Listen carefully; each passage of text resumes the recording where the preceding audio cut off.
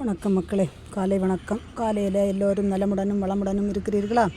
இன்றைக்கி மாசி மாதம் எங்கள் கன்னியாகுமரி மாவட்டத்தில் மண்டைக்காட்டு பகவதி அம்மன் கோயில் ரொம்ப விசேஷமாக கோலாகாலமான கொடை விழா. இன்றைக்கி யாருக்கெல்லாம் மண்டைக்காட்டு பகவதி அம்மன் கோயில் தெரியும்? பகவதி அம்மன் கோயிலுக்கு வந்து மண்டைக்காட்டு அம்மன் அருள் பெற்று ஆசி பெற்று செல்லுங்க. ஒவ்வொரு இடத்துலையும் ஒவ்வொரு தெய்வங்கள் பெருமிதம். ஆனால் எங்கள் இடத்துல கன்னியாகுமரி மாவட்டம் பகவதி அம்மன் கோயில் பெருமிதம். சாமி தோப்பில் ஐயா வைகுண்டர் கோயில், அது மாசி மாதம் 20ஆம் தேதி.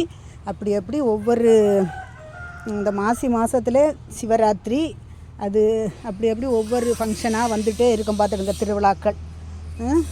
உங்கள் இடத்துல என்னென்ன கோயில்களில் என்னென்ன இந்த திருவிழாக்கள் நடக்கும், எந்த கோயில் அப்படின்னு எல்லாம் கமெண்டில் சொல்லுங்கள் தெரிஞ்சவங்க.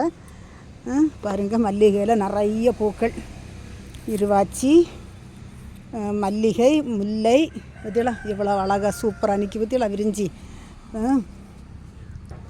இதுக்கு நான் எந்த உரவுமே கொடுக்கல. வாரம் ஒரு நாள் அரிசி கழுவுன தண்ணின்னா அரிசி கழுவ தண்ணியை கூட இந்த உள்ளி தோல், பழத்தோல் அதெல்லாம் போட்டு வச்சுருப்பேன்.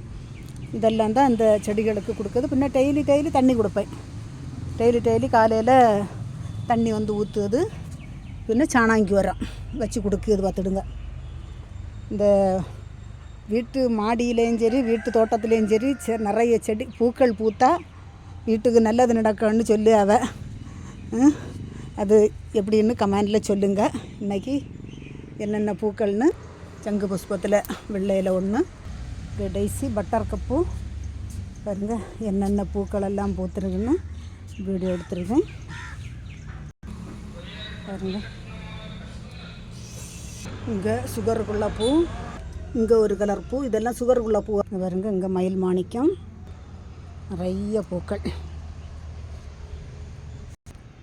இன்றைய பூக்களாட்டு மார்ச் 10ஆம் தேதி என்னென்ன பூக்களெல்லாம் நிற்கிதுன்னு வீடியோ எடுத்துருக்கேன். இது பிடிச்சிருந்தால் லைக் பண்ணுங்கள், ஷேர் பண்ணுங்கள். நந்தவனம் பார்த்தீங்களா, மலர்களின் நந்தவனம். பாருங்கள், மலர்களின் நந்தவனம் எப்படி இருக்குது பார்த்தீங்களா? வணக்கம்.